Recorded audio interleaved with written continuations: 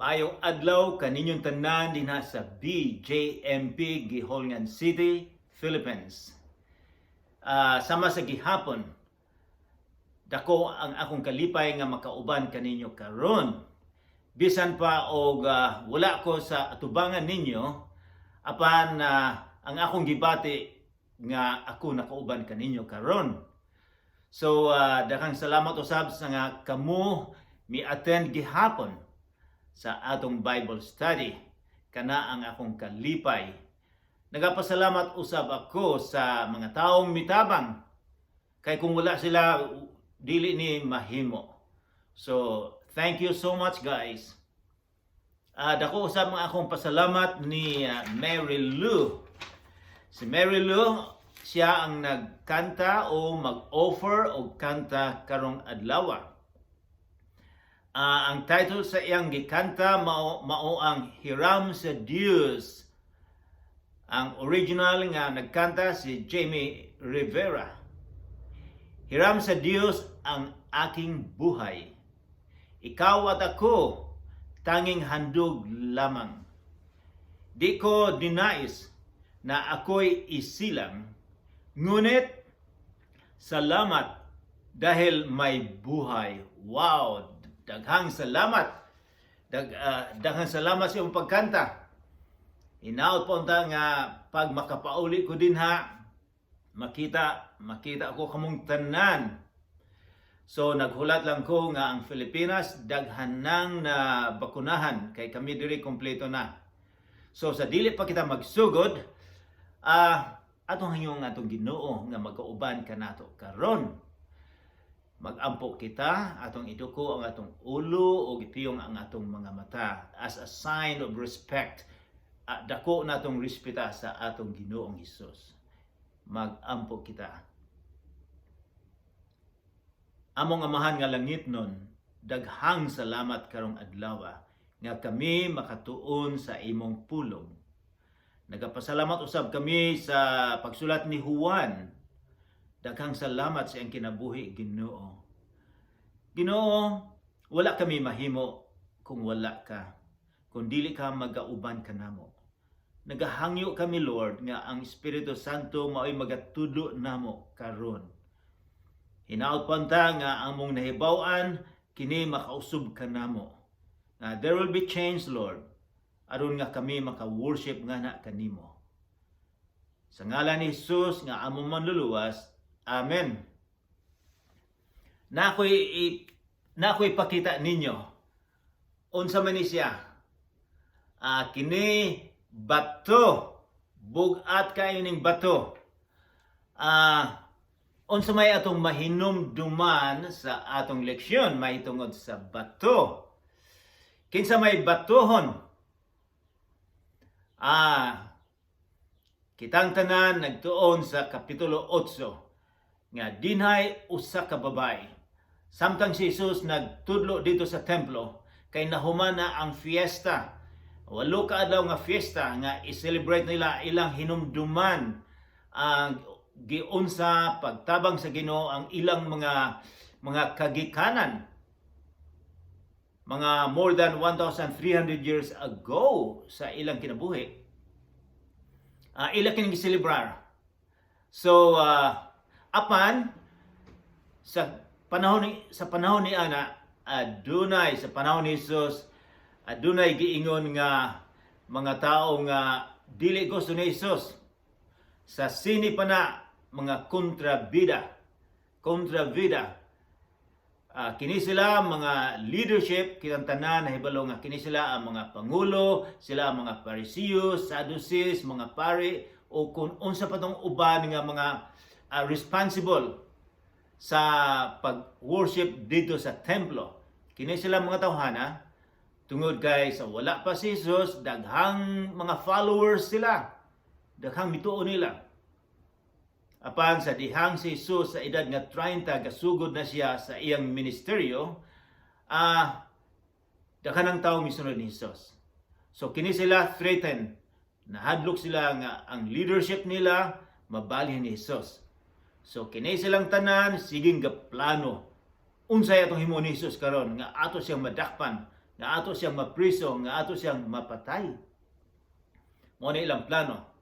So, samtang si Jesus natapos na humana ang fiesta nila, fiesta sa balay-balay, nga 8 ka adlaw, si Jesus nagtulo dito sa templo. O unsay nahitabo? Kining mga kontrabida nagdala og usa ka babae nga na dakpan gyud sa akto nga naa sila gihimo. Pero ang gihimo sa mga tao, sa mga leadership, wala nila dala ang lalaki. Gidala nila ang babae lang nga ilang bitikon ang atong Ginoong Jesucristo. So, unsa may atong makita nato dito? Nga si Jesus, he loved justice. Gusto siya justisya. O gusto siya, ang usapo niyang kinaiya nga maluluyon. So, miingon siya nga kung kinsa katong walay sala, may unang mubato. Maunay unang mubato sa babae. Kay maunay gitulo ni Moses sa iyang mga pagtudlo sa mga balaw ni Moses nga kinsa katong maghimog ingon ana batuhon hangtod nga mamatay. Sumingon si Jesus, kinsa katong walay sala, mao'y unang mibato. Mao'y unang mubato. Usara ka tawo dinha sa daghan kayo, usara ang walay sala, mao si Jesucristo. Pagkaman misulat siya sa yuta, wala kita kay balog unsa ang gisulat. Gusto unta na akong makita kay naibalo ko nga maayo siguro ang musulat ang atong Ginoong Jesucristo. I am sure kay ang kung ako magsulat murag tikling usahay dili na ako masabtan ang akong gisulat. So interested lang ko apan dili ta mutag na kung unsa ang gisulat ni Jesus. Apan silang tanan na convicted, walay usa nga mibato sa babae. Si Jesus, iyang nakita ang kasing-kasing sa babae. Nakita niya nga ang babae makaluluoy kaayo. O ang babae nag-anto siya sa iyang gihimo. Nangayo siya pasaylo sa iyang kasing-kasing. Naghinulsol siya, nakita kini ni Jesus. O giun sa man pag-ayo ni Jesus ang kasing-kasing. Iyang giingnan nga, mulakaw na ka, ayaw na pagbuhat ni anak. So mapasayloon kaayo ang atong Ginoong Jesucristo. Apan, sa mga sala nato, kitang tanan nakasala, kadtong mga Hudiyo nga gustong mubato, sila usab makasasala. Ang babae, napasaylo siya. Ang mga relihiyoso gusto, convicted sila, apan wala sila modul sa atong Ginoong Jesucristo. So mautoy atong natunan nga ang atong Ginoong Hesus mapasayloon, apan dili usab siya gusto og sala. Mao na nga kaybulo ang atong Dios nga dili kita makabayad sa atong sala. Mao na nga siya nagpakamatay dito sa Kalbaryo aron mabayaran ang atong sala. So, magsugod na kita sa atong pagtuon karon. We will try nga atong humanon ang kapitulo 8. Apan taas kay ang kapitulo 8, but we will try. And then kini sa mga importante nga kapitulo ni Juan. Kay dinhi atong makita kung kinsa si Jesus. Kini ang pinakabug-at nga pagtuon nga atong mahibaw-an nga si Jesus ang manluluwas, nga siya ang Ginoo. Kay kaybalo ako sa Pilipinas o bisag diri sa amoa, daghang mga tao nga dili mutuo nga si Jesus Ginoo. So kining chapter, kining kapitulo, importante kayo ni nga atong masabtan. So magsugod na kita. Basahon ako o kamo usab basog naa na mo dina sa kapitulo 8, magsugod kita sa versikulo 12.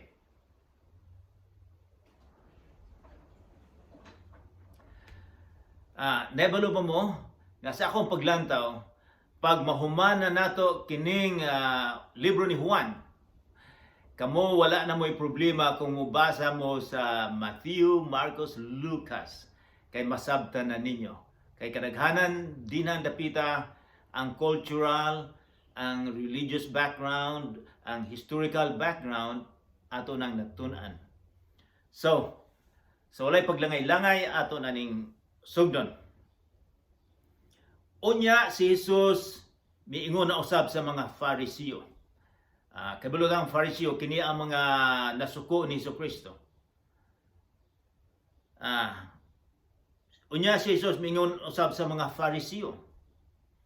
Ako mao ang kahayag sa kalibutan. Ang mosunod kanako dili na gayud maglakaw diha sa kangitngit, kundili makabaton hinuon sa kahayag sa kinabuhi. Muhunong sa taggamay niini. Kay importante ang giingon ni Jesus nga ako mao ang kahayag. Kay sa pagselebrar nila sa 8 ka adlaw, sa ako nang giingon nga ang syudad sa Jerusalem daghang suga na sila'y suga nga 4 ka buok na dako kaayo. So ang mga writers miingon nga ang Jerusalem hayag kaayo ni anang panahuna sa selebrasyon, anang fiesta. Pagka 8 ka adlaw, patyo na nila tong suga. Nganong nagselebrar man sila, nganong ilamang hinumduman, kaysa sobra sa 1,000 sa dihang gikuha ni Moises ang mga Hudiyo gikan sa Ehipto paingon sa Promised Land. Sa ihatag sa Ginoo, naglakaw sila og 40 ka tuig. Usay mo lakaw sila gabi. Kung maglakaw sila gabi, walay flashlight dito. Ang Ginoo ang ilang suga. Mao na nga ilang pasigaon gyud ang Jerusalem. Aron nga mahinumduman nila nga ang source, ang gikan sa suga nila dito mao ang Ginoo. Karon unsa may giingon ni Jesus sa mga Fariseo? Mingon siya, ako mao ang kahayag. Nahuman ang selebrasyon. Unsa may buti pasabot ni Jesus? Nga siya ang kahayag. Posible nga ang buti nga pasabot nga sa diha nag-travel, naglakaw kining mga pila ka milyon nga mga Hudiyo, siya kadto ang gahatag sa suga nila. Pero karon miingon na siya nga siya ang kahayag sa kinabuhi. Kung kinsa katong musunod lang miingon si Jesus, kung kinsa musunod kanako, dili na gayud maglakaw diha sa kangitngit, kundili makabaton hinuon sa kahayag sa kinabuhi. Mao ni promise, mao ni saad sa atong Ginoo kung musunod kita. Versikulo 13. Ang mga Fariseo miingon kaniya, nagsaksi ka bahin sa imo rapod nga kaugalingon, o ang imong gisulti dili madawat. Miingon siya. Kay kini sila mga Hudiyo, mga Fariseo, nagpaabot gyud sila og Misaya, nagpaabot sila og Kristo, nagpaabot sila og manluluwas. Karon ilang nakita nga si Jesus miingon nga siya kanang manluluwas. Miingon siya, kanang suga, ako I am the light. Ako ang kahayag. So miingon sila, kinahanglan tag saksi ani nga tinuod ba gyud ka nga Mesaya. Mingon sila, magsulti ka lang sa kaugalingon nimo nga ikaw ang saksi. Witness, dili na pwede. Kay pareha lang nagmiingon nga ako nangawat og manok. Patas miatubang ako sa judge. Miingon ang judge, kinsa may imong witness nga ikaw wala nangawat? Nga ikaw dili nangawat og manok. O kung moingon ako nga ang witness, ako mismo ang witness nga wala ako nangawat. Ang huwes dili na dawaton. So sa panahon nila ni panahon ni Jesus, kinahanglan gyud nga adunay witness, duha o tulo. Si Jesus sa versikulo 14, si Jesus mitubag, bisan tuod nagsaksi ako bahin sa akong kaugalingon, ang akong gisulti tinuod, kay nasayon man ako diin ako gikan, o asa ako padulong. Apan kamo, wala masayod diin ako gikan, o asa ako paingon. Ingon siya, kamo ignorante mo. Kamo naghukom sa tawhanong paagi, apan ako wala maghukom kang bisan kinsa. Versikulo 16, apan kung maghukom ako, husto gayod ang akong hukom. Kay dili man ako rang usa ang maghukom, kun dili ako o ang akong amahan nga nagpadala kanako. So, mingon siya, ang akong witness mao ang akong amahan. Kita karon nahibalo nga ang amahan nga Ginoo ang witness sa atong Ginoong Hesukristo. Mingon siya, duha ang witness, ako o ang nagpadala kanako. Versikulo 17, nahisulat sa inyong balaod, kini balaod ni Moises. Si Moises nakadawat og balaod pulo ka buok nga balaod po the 10 commandments, apan kini ila kining gidaghan. Nahisulat sa inyong balaod nga kung duha ka saksi magkauyon, tinuod ang ilang gisulti. Ako nagsaksi sa versikulo 18 bahin sa akong kaugalingon, og ang akong amahan nga nagpadala kanako nagsaksi usab bahin kanako. So aduna sila yung relasyon, ang amahan nga Ginoo o ang anak nga Ginoo, adunay relasyon, adunay komunikasyon. Bosa nangutana sila, nangutana kining mga Hudiyo, kining mga Fariseo, hain man di ay ang imong amahan. So wala sila kabalog unsay gisulti ni Jesus. Si Jesus mitubag, wala kamo makaila kanako o sa akong amahan.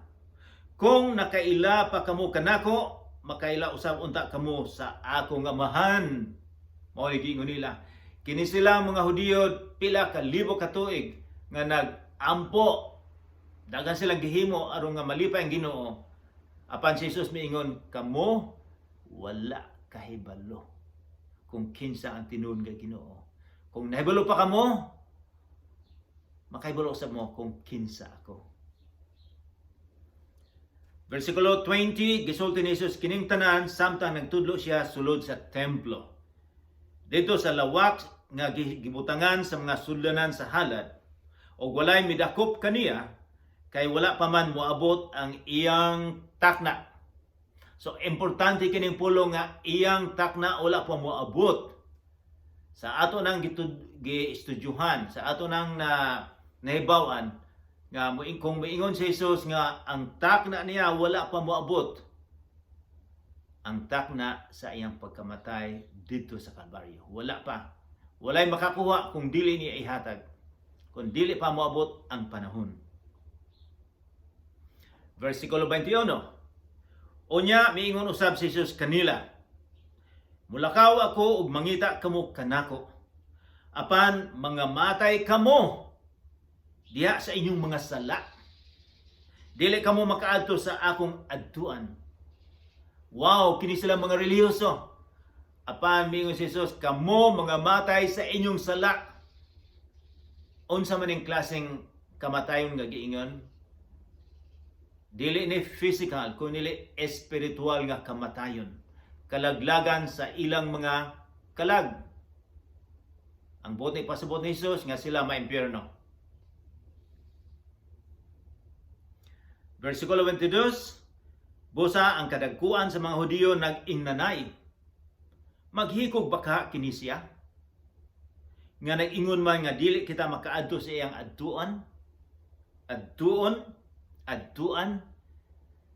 So ilang paglantaw nga si Jesus maghikog.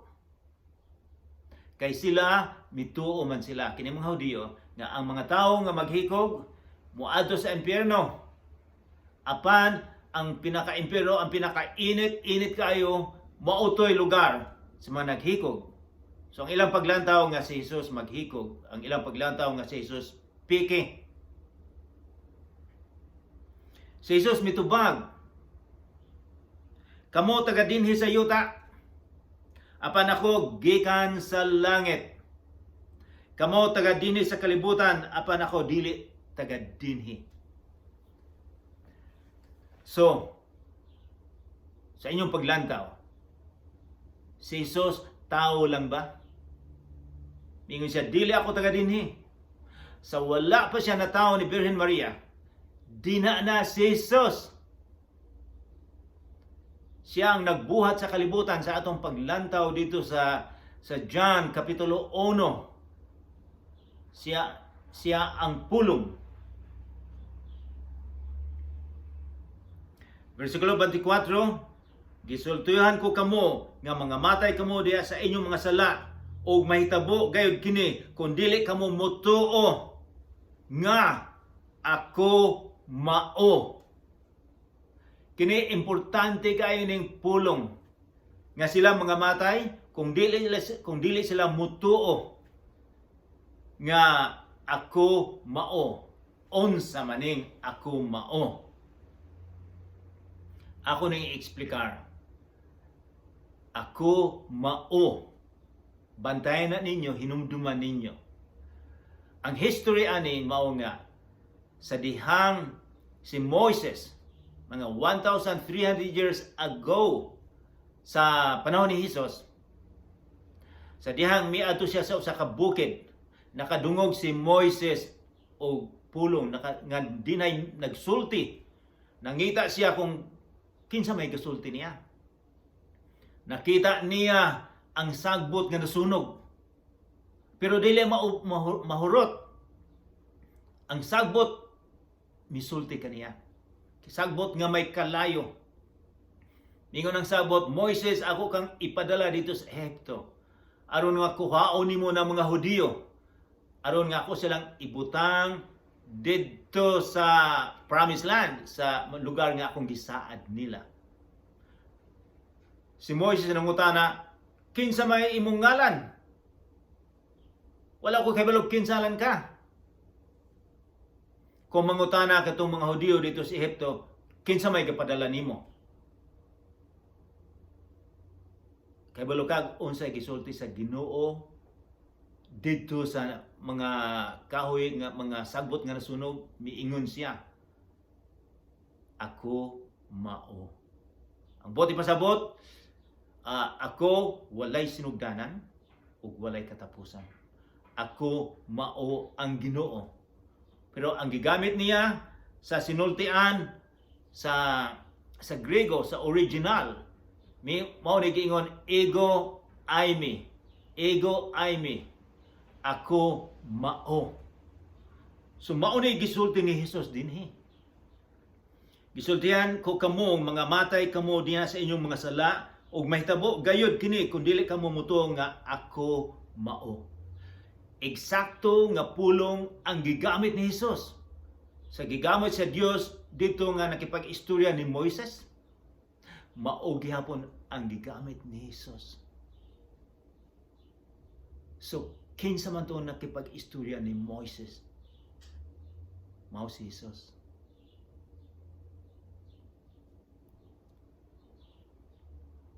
Sila nangutana kaniya, kinsa ka ba di ay?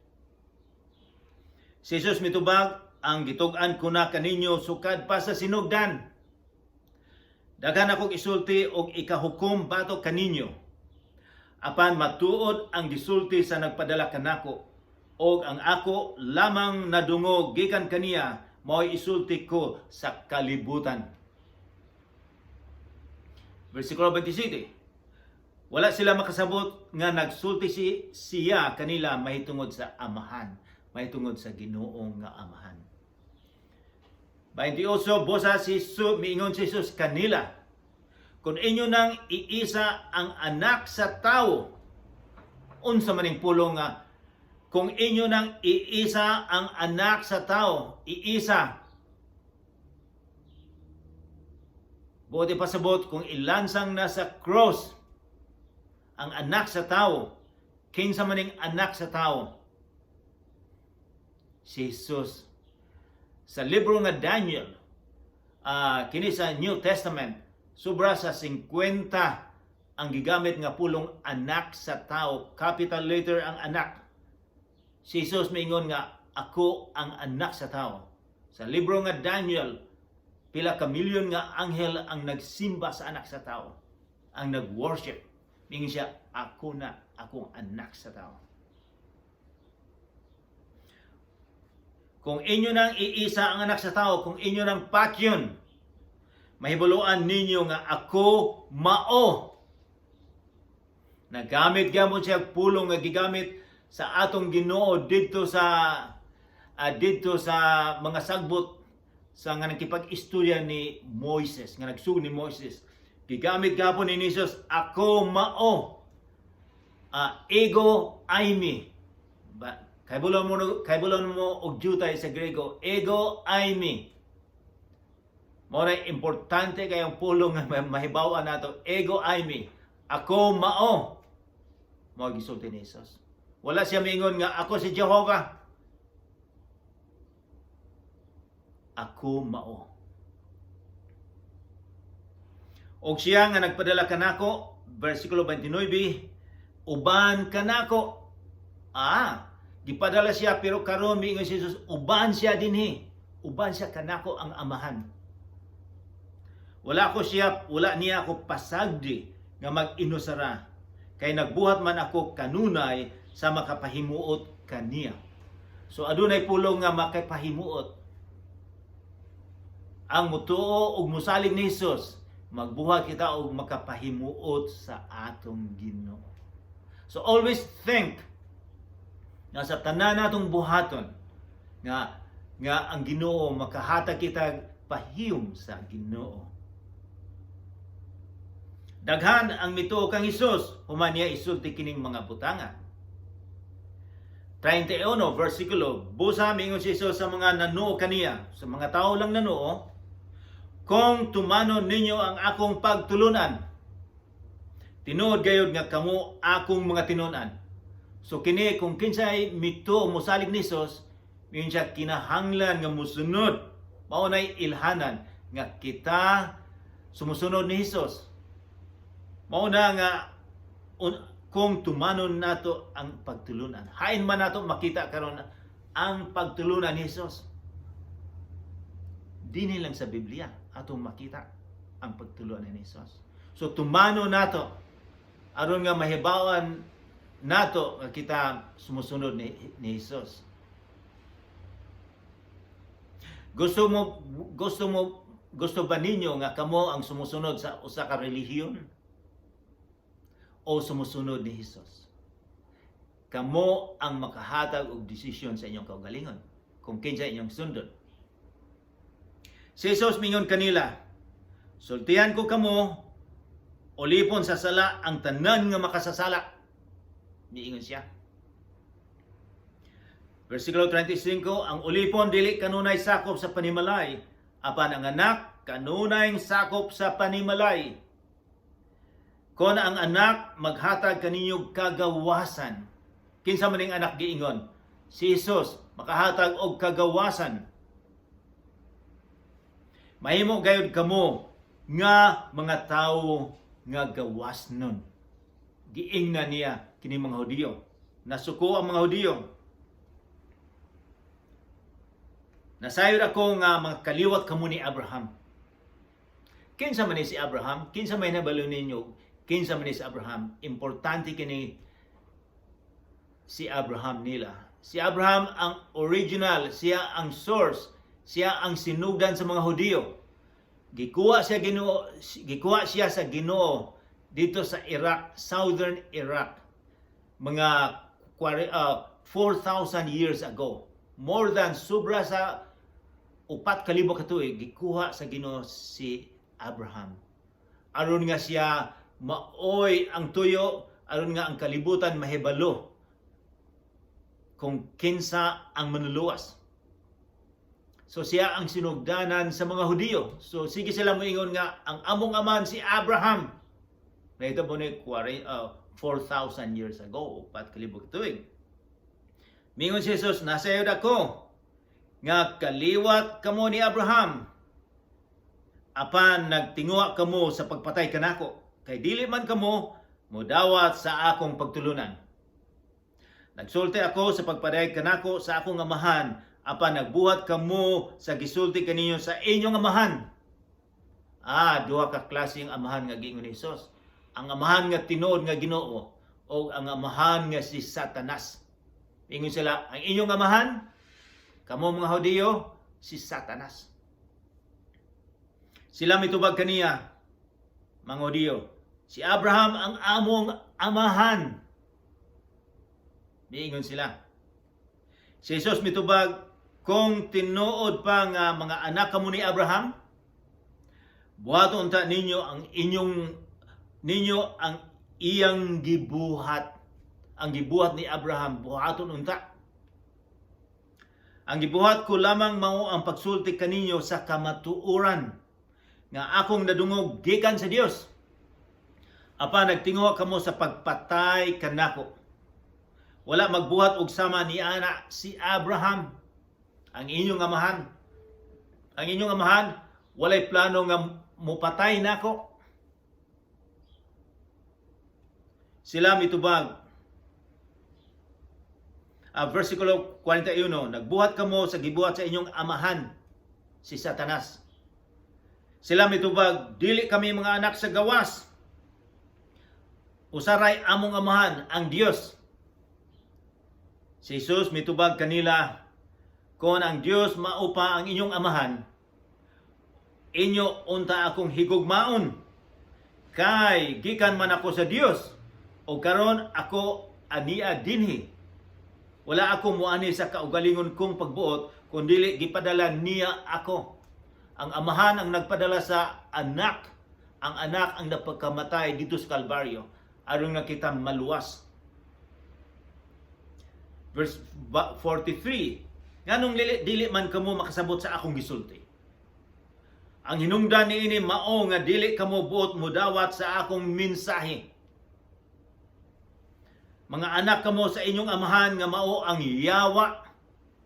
O buot kamo musunod sa mga tinguha sa inyong amahan. Mamumuno siya sukad pa sa sinugdan. Wala gay siya mudapig sa kamatuoran, kay wala man kaniya ang kamatuoran.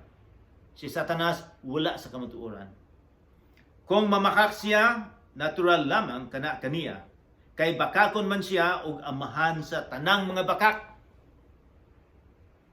45, dili kamo mutukan ako, kay nagsulti man ako sa kamatuoran. Kinsa ba kaninyo ang makapamutuod nga nakasala ako? Abit, tanaw na to. Kinsa may makapamatuod nga si Jesus nagkasala? Kay nagsulti man ako sa kamatuoran, nganong dili man kamo mutuo kanako. Ang iya sa Dios mamati sa mga pulong sa Dios. Importante kini ang iya sa Dios mamati sa mga pulong sa Dios. Asa man nato makita karon ang pulong sa Dios? Walay lain sa Biblia lang. Mao na nga kita gatuon. Apan kay dili man kamo iya sa Dios, dili kamo mamati. Si Jesus ug si Abraham. Ang mga Hudiyo mitubag kang Jesus. Dili ba husto ang among pag-ingon nga ikaw usa ka Samaritanhon o giyawaan? Lain na ang sulti nila. Ni Jesus giyawaan. Si Jesus mitubag, wala ako yawai. Kipasidungan ko hinuon ang akong amahan, apan gipakaulawan ako ninyo. Wala ako magtinguha og dungog alang sa akong kaugalingon. Apan may nagtinguha niini alang kanako ug siya ang maghukom. Sultihan ko kamo, ang magtuman sa akong gisulti dili gayud mamatay. Kung magtuon sa maning giingon niyang dili gayud mamatay, dili maimpyerno. Kung dili makaadto sa gipuy-an ni Hesus.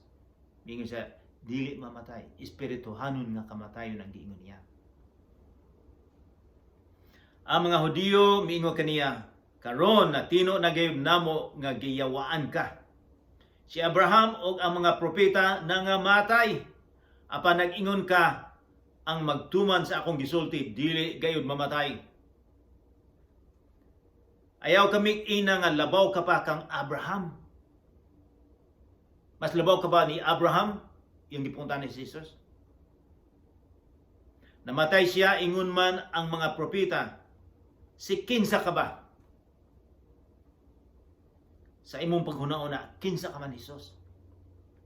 Si Jesus mitubag, kung pasidunggan ko ang akong kaugalingon, walay bili ang akong dungog.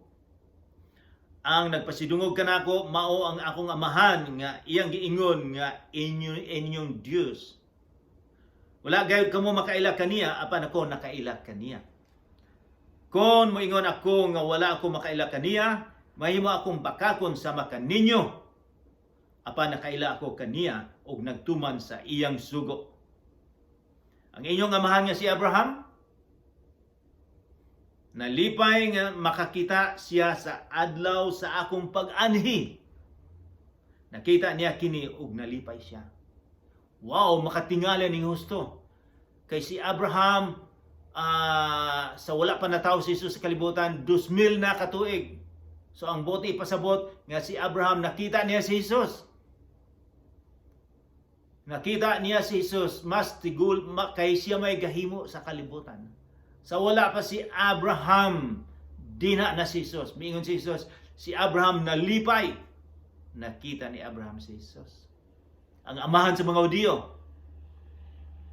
Ang mga tao miingon kaniya, wala pa gani kay 50 katuig, unya nakita mo na si Abraham. Nga si Abraham namatay more than 2,000 years, 2,000 katuig. Ang imong edad 50 pa, miingon ka, nakita mo si Abraham? Si Jesus mitubag, sultihan ko kamo, sa wala pa gani mataw si Abraham, ako mauna.